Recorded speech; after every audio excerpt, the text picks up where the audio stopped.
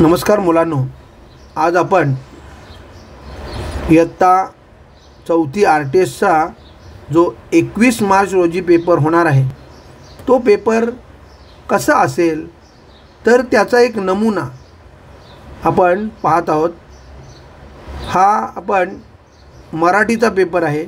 मराठी हा अतिशय सोपा पेपर आहे, फक्त तुम्ही प्रश्न नीट वाचन केलं पाहिजे। तर हा नीट वाचन करून प्रश्न नीट वाचून चारही पर्याय नीट वाचून अचूक उत्तराकडे जर गेलो आणि अचूक उत्तराला गोल केलं तर आपल्याला काय जास्तीत जास्त मार्क मिळू शकतील। आणि तुम्ही बघा एकूण 3800 विद्यार्थी काय करणार आहेत तर हा पेपर देणार आहेत आणि त्याच्यातून फक्त 500 विद्यार्थीच निवडले जाणार आहेत लेवल 2 साठी। म्हणून या लेवल 1 मध्ये आपण निवडण्यासाठी तुमचं निवड व्हावी, तुम्हाला पेपर सोपा जावा यासाठी हा व्हिडिओ मी तुमच्यासाठी तयार करत आहे। तर हा व्हिडिओ काळजीपूर्वक पहा। बघा आता आपण प्रश्न पाहूया। तर प्रश्न क्रमांक लक्षात घ्या 1 ते 3 उतारा काळजीपूर्वक वाचा आणि विचारलेल्या प्रश्नांची उत्तरं लिहा। आता आपण नीट उतारा काळजीपूर्वक वाचूया। 1954 सालच्या ऑक्टोबर महिन्यात जपानमध्ये द्वितीय विश्व तत्वज्ञान परिषद भरली होती। अमेरिकेतल्या इंटरनॅशनल फिलॉसॉफिकल सोसायटीच्या वतीनं त्या परिषदेचं आयोजन करण्यात आलेलं होतं। जगभरातून मोठमोठे तत्वचिंतक त्या परिषदेसाठी आले होते।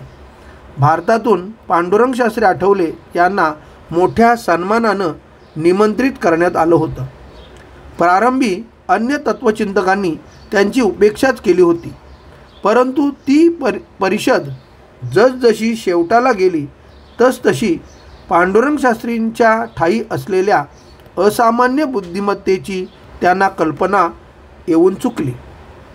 कारण त्या चर्चेत त्या तत्वचिंतकांनी श्रीकृष्णाबद्दल घेतलेले सारे आक्षेप त्यांनी खोडून काढले होते।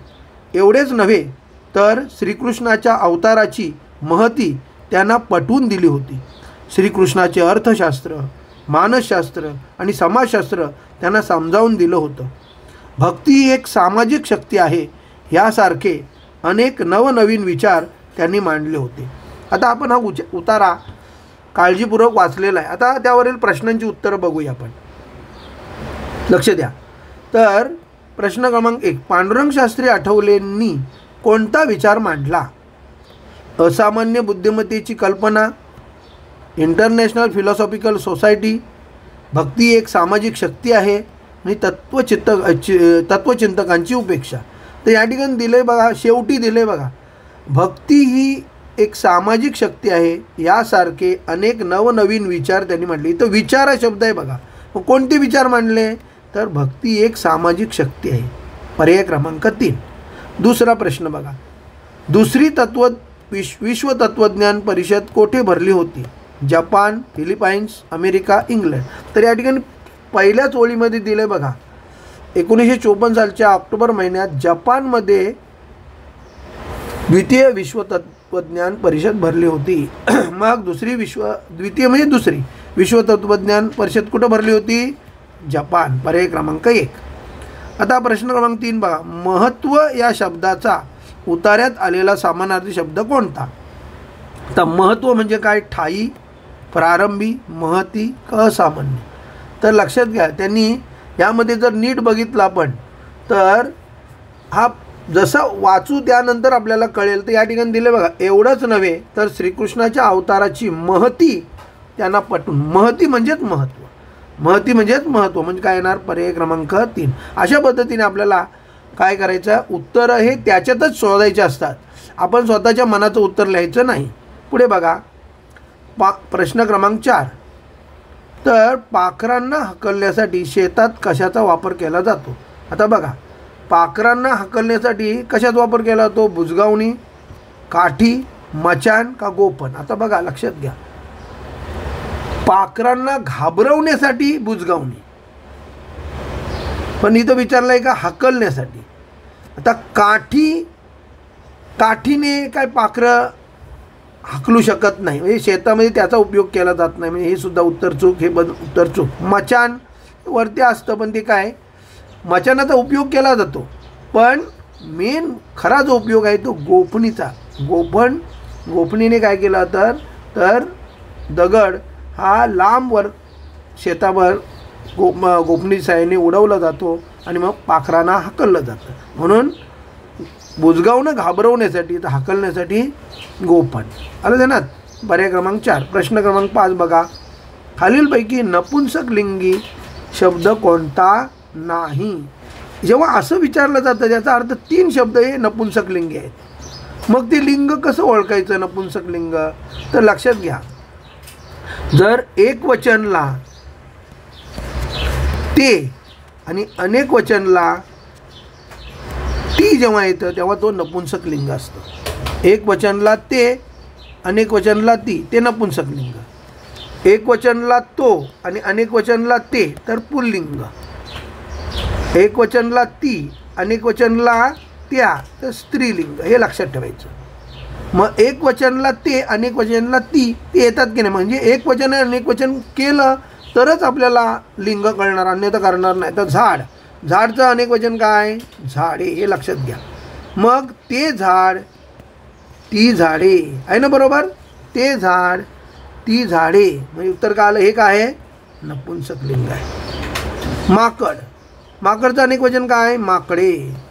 मग ते माकड, ती माकडे आहे ना, म्हणजे हे सुद्धा नपुंसक लिंग आहे. बघा, ते माकड, तो माकड, ते माकडे. हे बरोबर न वाटत. तो माकड, ते माकडे योग्य न वाटून ते माकड, ती माकडे म्हणजे हा नपुंसक लिंग आहे. दरवाजा, तर दरवाजाचं काय? दरवाजे. मग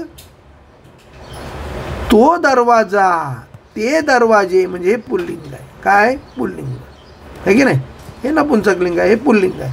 पुस्तक, पुस्तके. पुस्तक तर अनेक. लक्षात घ्या, लिंगासाठी अनेक वचन करायला पाहिजे. मग ते पुस्तक, ती पुस्तके म्हणजे हे काय आलं? नपुंसक लिंग. म्हणून उत्तर काय आलं? नपुंसक लिंग शब्द कोणता नाही? तर तो दरवाजा. पर्याय क्रमांक 3. आलं ध्यानात. तर पुढे जाऊया आपण. प्रश्न क्रमांक 6. वाक्प्रचार व त्याचा योग्य अर्थ यांची चुकीची जोडी कोणती? चुकीची विचारली. बघा, थंडीने कुडकुडणे म्हणजे खूप थंडी वाजणे, हा बरोबर आहे. पोटाशी धरणे म्हणजे खूप भूक लागणे. तर पोटाशी धरणे म्हणजे खूप भूक लागणे जरा शंकास्पद आहे. म्हणून काय करायचं? थांबायचं. असं जेव्हा आपल्या शंकाचं पुढे जायचं. पुढे बघा, मायेचा वर्षाव करणे म्हणजे खूप प्रेम करणे, हे बरोबर आहे. झटत राहणे म्हणजे खूप प्रयत्न करणे, हे सुद्धा बरोबर. म्हणजे चुकीची जोडी कोणती आली आपोआपच? तर पोटाशी धरणे, है की नाही? आई कशी मुलाला पोटाशी धरते असं तसं आहे. पुढे प्रश्न क्रमांक 7 बघा. या ठिकाणी प्रश्न क्रमांक 7. खालील वाक्यातील नाम कोणते? तर लक्षात घ्या, सजीव, निर्जीव, दृश्य, अदृश्य, वस्तू, व्यक्ती, त्यांचा गुणधर्म, स्वभाव, भावना ह्यांना ठेवलेलं नाव काय? ठेवलेले नाव म्हणजेच नाम. हे लक्षात ठेवा. म्हणजेच काय? नाम. आणि कसा, कशी, कसे आणि किती हा प्रश्न विचारल्यानंतर मिळतं ते विशेषण. लक्षात ठेवायचं. हा विशेषण आणि नाम फार महत्त्वाचं आहे. तर कसा, कशी, कसे, किती हे प्रश्न विचारले की विशेषण मिळतं. मग बघा, महापराक्रमी अर्जुन विश्ववंदनीय कृष्णाचा सखा बनला. अर्जुन कसा होता? महापराक्रमी म्हणजे हे विशेषण आहे. म्हणजे हे विशेषण आपल्याला विचारलं आहे काय? नाम म्हणजे विशेषण आहे, येणार नाही. अर्जुन हे नाम आहे म्हणजे आपोआपच आलं आपल्याला, आहे की नाही? बनला हे क्रियापद आहे, येणार नाही. विश्ववंदनीय हे सुद्धा कसा आहे? कृष्ण विश्व म्हणजे हे पण विशेषण आहे. म्हणून उत्तर काय आलं आपोआपच? अर्जुन. प्रश्न उत्तर पर्याय क्रमांक 2. प्रश्न क्रमांक 8. धूळ पेरणी ही कविता कोणी लिहिली? तर आपल्याला हे माहिती पाहिजे, आपल्याला पाठांतर पाहिजे. कारण का दुसरं हे लेखक कवी हे माहिती आहे. तर धूळ पेरणी ही अशोक कौतिक कोळी ह्यांनी लिहिलेली आहे. म्हणून आपोआपच काय आलं? पर्याय क्रमांक 1. ओके. आता पुढे बघा प्रश्न क्रमांक 9. उद्देश विभागात किती शब्द आहेत? तर उद्देश म्हणजे काय? तर लक्षात घ्या उद्देश कसा ओळखायचा. तर कोण आणि कोणी, कोण आणि कोणी हा प्रश्न विचारल्यानंतर जे उत्तर मिळतं त्याला म्हणायचं उद्देश. कोण किंवा कोणी हा प्रश्न विचारल्यानंतर जे मिळतं ते उद्देश, हे लक्षात ठेवा.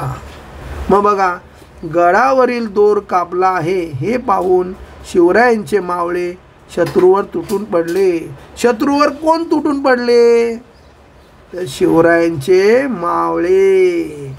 शत्रूवर कोण तुटून पडला? शिवरायांचे मावळे. शिवरायांचे मावळे हे आलं उद्देश. मग किती आहे शब्द? 1 2 म्हणून पर्याय क्रमांक 1. किती सोपं आहे बघा. कोण आणि कोणी हा प्रश्न विचारला की जे मिळतं ते उद्देश, उरलेला विधेय. प्रश्न क्रमांक 10 बघा. खालीलपैकी भविष्यकाळी वाक्य कोणते नाही. जेव्हा असं कोणते नाही हा शब्द विचारला का समजायचं काय? 3 भविष्यकाळी आहेत आणि 1 वेगळं आहे.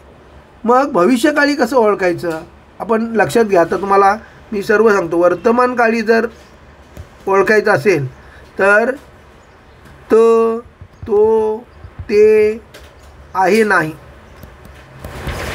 लक्षात घ्या. वर्तमान काळी जर आपल्याला जर ओळखायचं असेल तर क्रियापदाच्या शेवटी तो, ते, आहे, नाही हे आलं पाहिजे. आणि भूतकाळ जर ओळखायचं असेल तर होता, होती, होते, असे आणि क्रियापूर्ण. कळलं? म्हणजे मी आंबा खाल्ला, खाण्याची क्रिया पूर्ण झाली. होता, होती, होते, असे हे जर असेल आणि क्रियापूर्ण असेल तर समजायचं भूतकाळ. आणि भविष्यकाळ काय? भविष्यकाळ लक्षात घ्या. कविते आपले वाक्याच्या शेवटी किंवा क्रियापदाच्या शेवटी र, ल, न, उ किंवा उकार असेल तर तो काय असतो? भविष्यकाळ. क्रियापदाच्या शेवटी र, ल, न, उ किंवा उकार असेल तर समजायचं काय? तर तो भविष्यकाळ. आणि त्याच्यामध्ये पण लक्षात घ्या की क्रियापदाच्या शेवटी लक्षात घ्या की जर र असेल आणि आहे नाही जरी असला तरीसुद्धा तो भविष्यकाळच, हे लक्षात घ्या. मग आपण बघा, तर भविष्यकाळी वाक्य कोणते नाही. प्रकाश शिरा खाणार आहे, र आला बघा म्हणून हे भविष्यकाळी. तर आपल्याला विचारलं भविष्यकाळी कोणते नाही. उज्ज्वला अभ्यास करत असेल, ल आला म्हणजे भविष्यकाळ. सुधा नेहमी आईला मदत करते, करते म्हटल्यानंतर का आला? वर्तमान काळ. आम्ही स्नेहसंमेलनाची तयारी करीत असू, उकार आला बघा. उकार म्हटल्यानंतर हा भविष्यकाळ. म्हणजेच काल कोणतं वाक्य भविष्यकाळी नाही तर पर्याय क्रमांक 3. असं एवढं सोपं आहे बघा.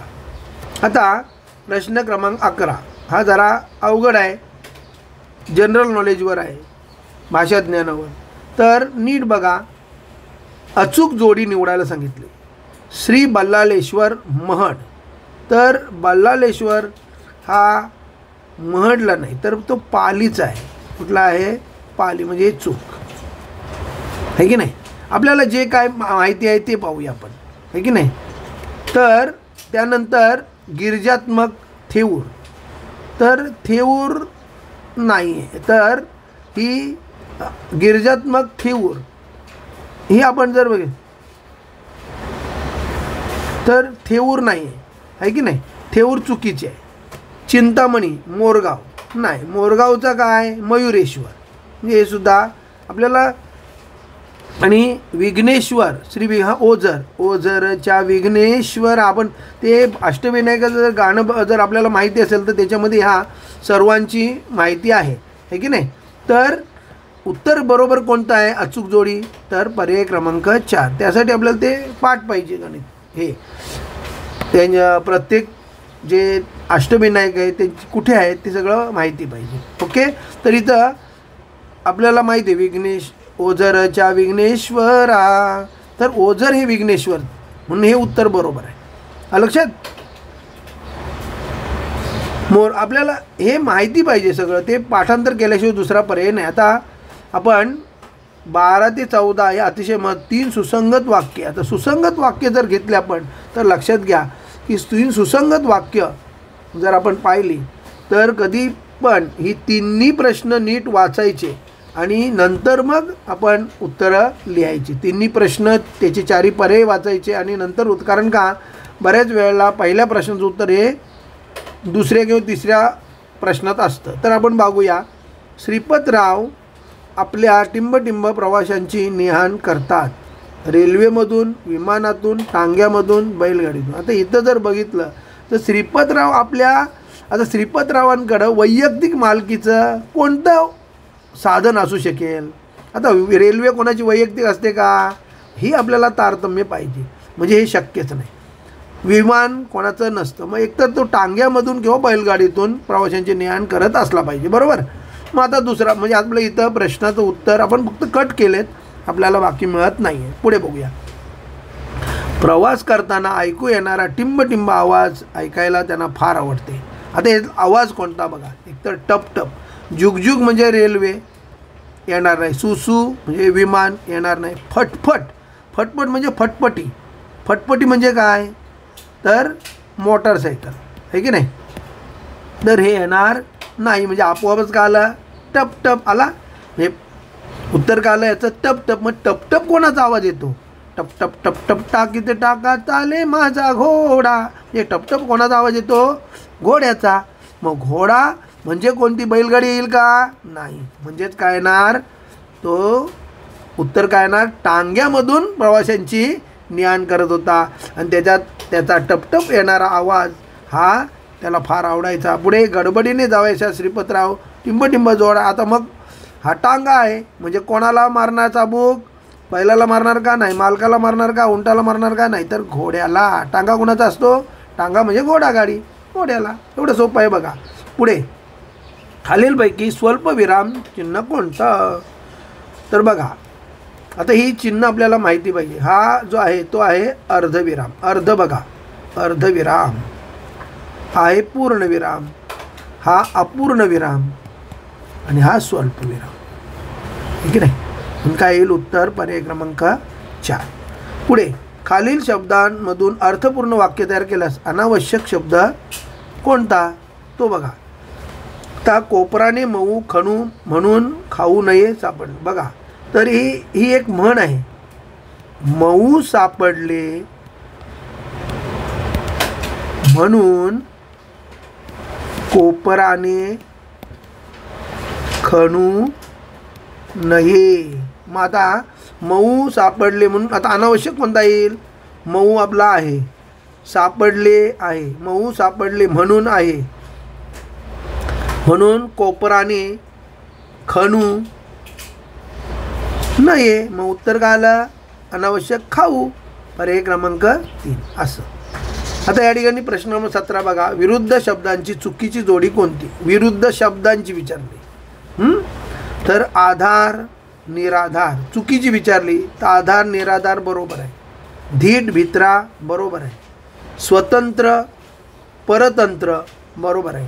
पण शहर म्हणजेच नगर, मग ही विरुद्धार्थी शब्दाची चुकीची जोडी आहे. पर्याय क्रमांक 4. ओके. आता जोड शब्द पूर्ण करा. बघा पाला पाचोळा, तर आपल्याला जोड शब्द माहिती पाहिजे. पाला पाचोळा आहे की नाही. उत्तर काय येणार? पर्याय क्रमांक 2 आहे की नाही. भाजी पाला, कज्जे खटले, थट्टा मस्करी, तर असे जोड शब्द पाठ करा तुम्हाला. म्हणजे हा प्रश्न आणि पाठ केल्याशिवाय प्रश्न येणार नाही, उत्तर कळलं. पुढे बघा. टीचर या शब्दासाठी कोणता मराठी शब्द येईल? टीचर म्हणजे विद्यार्थी. काय? विद्यार्थी म्हणजे स्टुडंट. काय? स्टुडंट आहे की नाही. शिक्षक, टीचर म्हणजे शिक्षक. पर्याय क्रमांक 2 आहे ना, सोपं. पुढे बघा. प्रश्न क्रमांक 20. खालील शब्दात समानार्थी शब्दांच्या किती जोड्या आहेत? तर समानार्थी शब्द आपल्याला माहिती पाहिजे. बघा पहिलं गाय. गाय म्हणजे काय? तर गाय म्हणजे धेनू, हा एक आला. चंद्र. चंद्र म्हणजे काय? तर बघा चंद्र म्हणजे सोम. चंद्र म्हणजे काय? सोम, म्हणजे 2 झाल्या. आई. आई म्हणजे काय? तर आईला इथं समान शब्द दिलेला नाही. श्वेता, तर श्वेताला काही समान शब्द दिलेला नाही. नदी, तर नदी म्हणजे सरिता. नदी म्हणजे काय? सरिता. 3 झाल्या. थंड. थंड म्हणजे शीतल. 4 झाल्या. किती आहेत तर समान शब्दांच्या जोड्या किती आहेत 4 आहेत. म्हणजे अशा पद्धतीने आपण शांतपणे समान शब्दांच्या जोड्या निवडल्या पाहिजे. पुढे बघा, खालील वाक्यातील अधोरेखित शब्दाचा अर्थ खालीलपैकी पर्यायातून शोधा. किसनराव अतिशय संकुचित वृत्तीचे होते. अतिशय संकुचित वृत्ती म्हणजे खूप मंडूक. हे अलंकारिक शब्द आपल्याला पाठ पाहिजे, त्याला दुसरा पर्याय नाही. पाठ करूया आपण. अक्षर शत्रू हे की नाही म्हणजे निरक्षर असा. 11वा रुद्र म्हणजे एकदम रागीट. खुशालचंद हे लक्षात घ्यायचं आपण. आता पुढे प्रश्न क्रमांक 22. पुढील शब्दसमूहाबद्दल एक शब्द लिहा. देवाला मानणारा आस्तिक, देवाला न मानणारा नास्तिक. म्हणून उत्तर काय आलं पर्याय क्रमांक 3. हे अशा पद्धतीने आपण केलं पाहिजे. पुढे बघा, पुढील संतांचं नाव काय. आता हे कोण संत दिसतात तर संत ज्ञानेश्वर. आपल्याला माहिती आहे. हे चित्र जर बघून नीट संताचं तुम्हाला चित्र येईल तर ते कोणतं चित्र असेल ते नीट समजून घ्यायचं आहे. ओके. पुढे बघा, गाईच्या पिल्लाला काय म्हणतात तर गाईच्या पिल्लाला वासरू म्हणतात. पर्याय क्रमांक 4 आहे की नाही. रेडकू कोणाचा म्हशीचे, करडू कशाचा बकरीचे, लेकरू माणसाचे. हे आपल्याला कळलं पाहिजे. पिलूदर्शक शब्द पाठ पाहिजे. घोळका खालीपैकी कोणाचा असतो. आता हे आलं समूहदर्शक. तर बघा, माणसांचा घोळका असतो का तर नाही. बघा, लुटारूंची टोळी, माणसांचा जमाव, मुलांचा घोळका. घोळका कोणाचा असतो. घोळका कोण करतात मुलं. मुलांचा घोळका. मग काय येईल इथं सर्व पर्याय मुद्दाम दिलेला आहे म्हणून हा चुकीचा आहे. पर्याय क्रमांक 3. हे अशा पद्धतीने जर आपण मराठीचा पेपर काळजीपूर्वक जर वाचलात, समजपूर्वक वाचलात तर तुम्हाला जास्तीत जास्त गुण मिळतील. आणि तुम्ही काय तर ह्या मराठी आणि गणित पेपरमध्ये तुम्हाला जर 100च्या वर मिळाले तर तुम्ही नक्कीच काय तर ह्या लेवल 2ला जाऊ शकाल. ओके. धन्यवाद. थँक्यू.